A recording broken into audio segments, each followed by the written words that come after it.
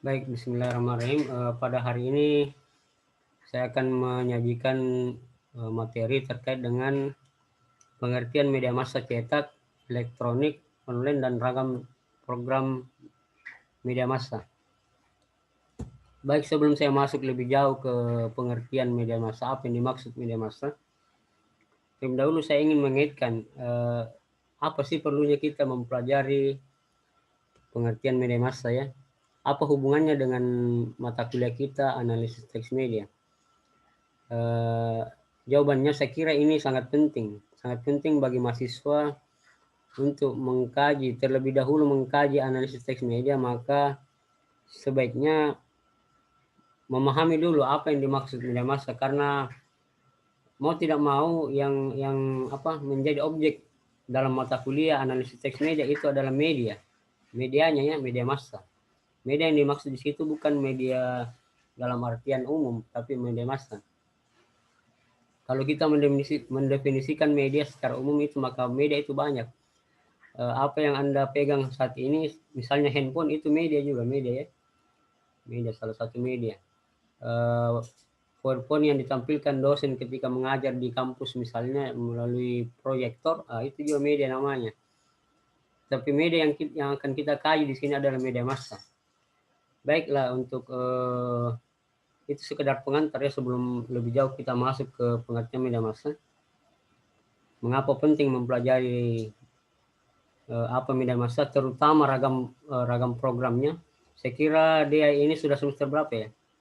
7, Pak. 7 sudah pernah mempelajari, ini kan jurnalistik ya jurusannya ya. Iya. Tentunya sudah pernah mempelajari beragam program media, apa saja isi media massa ya.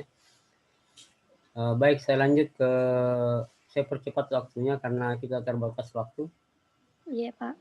Pengertian media massa. Jadi di sini saya mengutip dari Hafid Cangara ya, dari seorang pakar komunikasi atau guru besar di Unhas ya. Beliau mengatakan bahwa media massa adalah alat yang digunakan dalam penyampaian pesan dari sumber kepada khalayak penerima.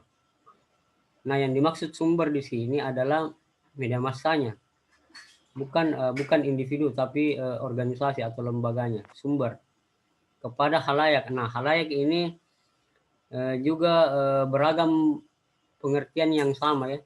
Kalau khalayak televisi disebut penonton. Kalau khalayak surat kabar dia pembaca, orang menyebutnya pembaca. Kalau khalayak radio maka disebut dengan istilah lazimnya pendengar ya. Jadi ada 3 istilah yang sering digunakan: pemirsa, penonton, pembaca, dan pendengar. Jadi saya lanjut pengertiannya dengan menggunakan alat-alat komunikasi seperti surat kabar, film, radio, dan televisi. Nah, ini dia Hafid Cangare ini sudah meramu pengertian media massa yang mengaitkan dengan alat-alatnya, yakni surat kabar, media cetak, media elektronik, dan di sini belum disebut online ya, karena media online ini media baru dalam dunia jurnalistik. Kemudian media cetak, salah satu definisi yang saya sebut di sini yang saya kutip dari Hikmat Kusumaningrat. Saya tidak menjelaskan satu persatu, cukup satu saja dan bisa nanti diakses materinya secara langsung di Edlink, Iya, Pak. PowerPoint. Saya kira bisa dibaca ya media cetak. Iya, bisa aja, Pak. Ya, jelas ya pengertiannya. Iya. Nah, media cetak di sini juga perlu dipertegas kaitannya dengan analisis teks media. Jadi nantinya fokus kita, karena media cetak ini banyak ragamnya, ada surat kabar, majalah, buku-buku juga termasuk media cetak. Maka dalam kajian analisis teks media yang difokuskan adalah surat kabar ya, Dek. Jangan disalahpahami. Oh, iya, Pak. Jangan dicakup semuanya. Cukup surat kabar saja yang kita maksudkan di analisis teks media. Kemudian kita beranjak ke televisi, media elektronik ya. Iya. Di buku-buku jurnalistik juga sudah dijelaskan secara umum bahwa media yang termasuk media elektronik adalah televisi dan radio. Di sini saya jelaskan pengertian dari KPI, Komisi Penyiaran Indonesia. khususnya di dalam pedoman perilaku penyiaran ada pengertian televisi ditemukan, kita merujuk ke P3STS untuk mendefinisikan televisi dan radio karena lebih jelas kalau kita merujuk ke penjelasan Komisi Penyiaran Indonesia. Tetapi yang perlu saya tambahkan di sini sebenarnya media elektronik, menurut beberapa pakar, ada sebagian pakar yang menganggap bahwa media online atau internet itu masuk bagian media elektronik, tapi pakar lain juga memiliki pandangan yang berbeda bahwa internet itu media khusus di luar media elektronik. Meskipun kita untuk menjangkau yang namanya internet itu kita pasti menggunakan media elektronik ya. Tetapi saya mengambil pendapat yang lebih umum bahwa media online itu media yang lebih khusus lagi, lebih spesifik. Dia tidak termasuk kategori media elektronik, tapi dia media online. Nah, perlu kita pertegas di sini, jangan dicampur aduk ya, karena terkadang orang menganggap bahwa atau bagaimana ya menjelaskannya? Karena di media online ini ada media yang secara umum dan ada yang secara khusus. Media online secara umum dan secara khusus. Yang umum itu di sini jelaskan bahwa segala jenis atau format media yang bisa diakses melalui internet, berisi teks, foto, video, dan suara.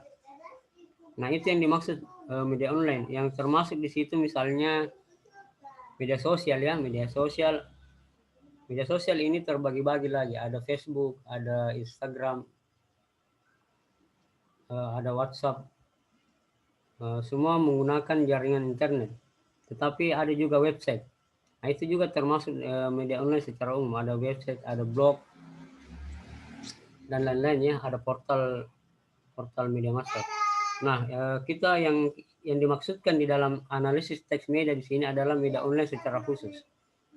Ya, dipahami sampai di situ ya. Yang dimaksud media online secara khusus adalah media dalam konteks komunikasi massa. Nah, di sini jelaskan bahwa generasi ketiga setelah media cetak dan media elektronik. Nah, ini menurut Asep Samsul ya, Asep Samsul Hamli. Bisa dilihat bukunya, dia mengkategorikan media online sebagai generasi ketiga. Jadi yang secara khusus dimaksud di sini misalnya dia pasti tahu di Parepare ini ada satu koran besar ya, Parepos ya. Iya, Pak. Parepos itu menerbitkan surat kabar ya, surat kabar cetak. Nah, yang dimaksud dengan media online di sini surat kabar Parepos yang dalam bentuk online-nya. Ada yang namanya koran digital ya. Iya. Sudah pernah lihat koran digital? Iya, Pak, yang di HP. Yang di handphone ya, betul. Yang bisa diakses melalui handphone. Tapi kita harus mendownloadnya dulu ya. Atau bisa juga bisa dibuka melalui website, langsung websitenya Parepos. Jadi perlu saya berikan pemahaman deh, yang dimaksud di sini jangan sampai keliru juga, karena ada dua jenis ya. Ada yang dalam bentuk koran digital atau surat kabar digital, ada juga yang dalam bentuk berita ringkas yang ditampilkan di website, di portal. Nah, jadi ada dua modelnya. Ada versi cetak dan ada versi online. Nah, versi online ini terbagi dua. Ada yang dalam satu bentuk utuh surat kabar tapi didesain dalam bentuk digital. Dan ada juga yang berita dan informasi yang ringkas. Bisa mungkin dilihat juga contohnya di surat kabar harian Fajar. Nah, ini surat kabar harian Fajar ini dan Tribun Timur misalnya, ini yang paling lengkap. Dia menguasai dua-duanya. Ada versi cetak, ada versi online. Bisa juga tapi kalau kita mau mengakses yang versi digitalnya itu kita langganan biasanya ya. Berlangganan yang koran digitalnya kita harus berlangganan. Tapi yang websitenya ini yang gratis. Yang bisa dilihat yang berita-berita ringkasnya di website, di portal Tribun Timur ya. Jadi itu yang dimaksud ya, media online. Kemudian ada juga istilah sebenarnya banyak sekali istilah yang sering dikait-kaitkan dengan media massa online. Secara teoritis biasa juga disebut new media. Kalau ini kita berbicara dalam kerangka teori ya, new media. Saya kira ada bisa diakses jurnalnya yang dikarang oleh Chun dan Kenan yang berjudul New Media. Saya kira ada jurnal dan bukunya ya. Bisa diakses langsung kalau ingin melihat membaca jurnalnya yang terkait dengan teori new media. Kemudian Iya, Pak. istilah lain juga yang sebenarnya sama yang disebut oleh Dewan Pers. Dewan Pers mengeluarkan istilah media cyber.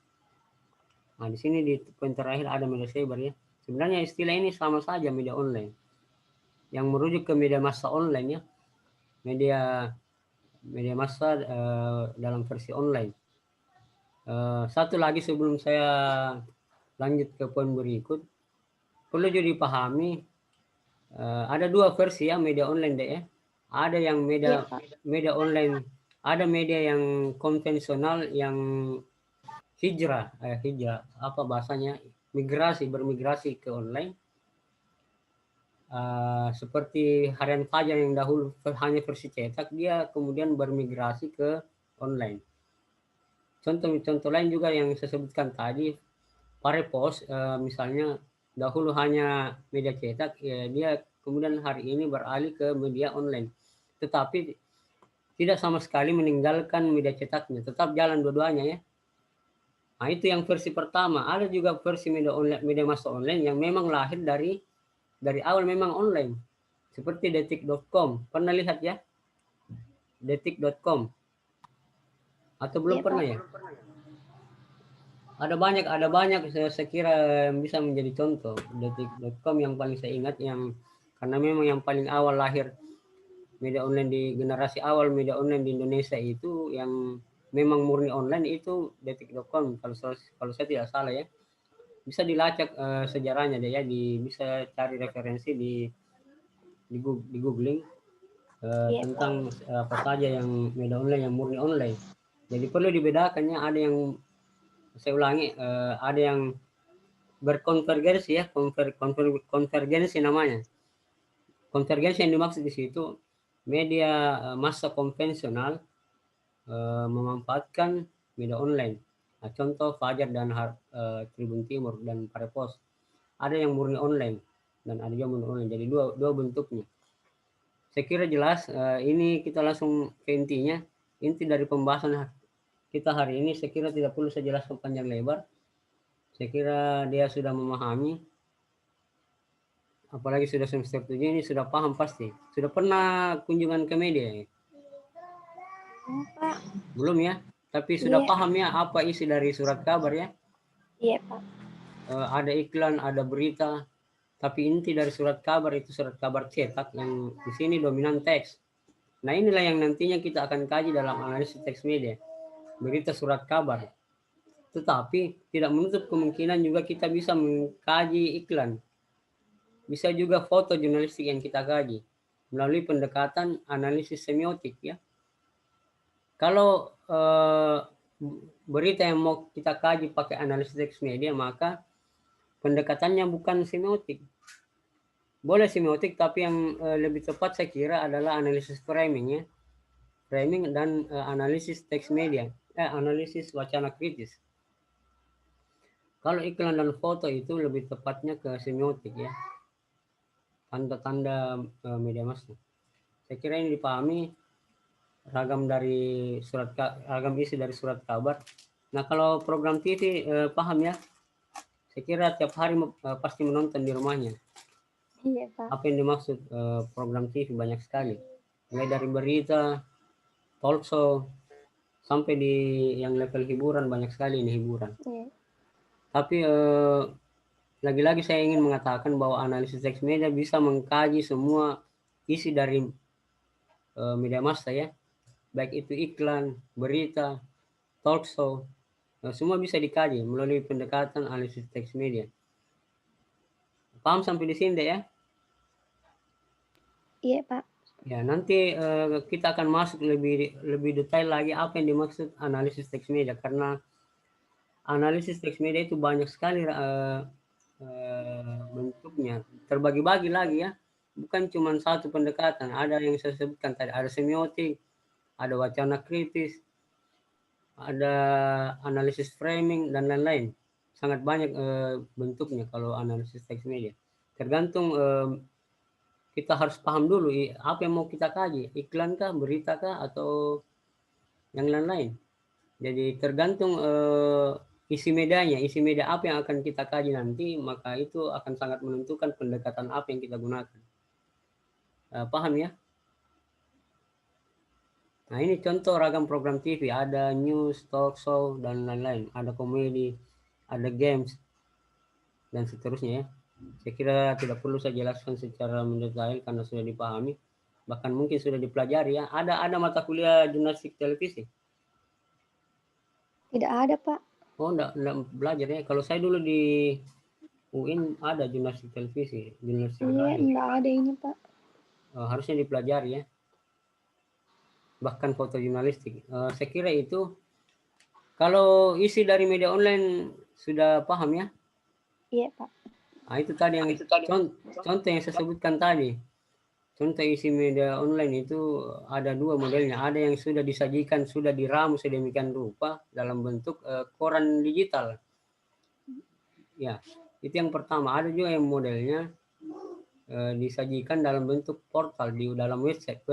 Tapi berita dalam website itu tidak sepanjang yang kita bisa baca di media cetak, ringkas, sangat ringkas beritanya. Informasinya ringkas-ringkas kalau di website. Jadi ada dua, ya terpotong-potong, malah bersambung biasanya. Kita dibikin penasaran, berbeda dengan berita di media cetak yang sangat padat ya. Saya kira itu yang ingin saya jelaskan, mudah-mudahan bisa ditangkap ya, bisa ada ilmu yang bisa diperoleh ya, meskipun pertemuan kita sangat ringkas. Untuk sekiranya saya berharap kalau ada yang tidak dimengerti, tolong langsung ditanyakan ya. Iya, Pak. Karena kita posisi kita sebenarnya sama. Saya sebagai dosen masih terus belajar, tidak ada hentinya belajar. Jadi bukan karena status saya dosen saya berhenti belajar, tidak deh. Kita sama-sama sebagai kaum terpelajar ya, sama-sama jurnalistik. Kita terus belajar mengupdate ilmu pengetahuan. Kalaupun ada yang kekurangan atau Anda mau mengkritik dari materi saya, ada kekeliruan mungkin, boleh ya. Jangan sungkan-sungkan untuk mengkritik atau mengajukan saran atau bertanya. Karena begitulah hakikat dari proses perkuliahan yang sebenarnya. Ada interaksi pembelajaran antara dosen dan mahasiswa. Baik, saya kira cukup untuk hari ini. Mungkin kalau mau diulang, mau didengar ulang apa yang saya jelaskan di hari ini, boleh diakses nanti di YouTube ya, nanti saya share linknya. Oh iya, Pak. Begitu juga kalau ada yang mau dipertanyakan lewat WhatsApp saja, jangan sungkan bertanya deh. Saya lebih suka mahasiswa yang aktif daripada yang diam, banyak diam dan nantinya bingung sendiri ketika mau ujian. Iya, Pak. Baik, saya akhiri pertemuan kita. Akhirul kalam, nun wal kalim maisturun. Assalamualaikum warahmatullahi wabarakatuh. Waalaikumsalam warahmatullahi wabarakatuh.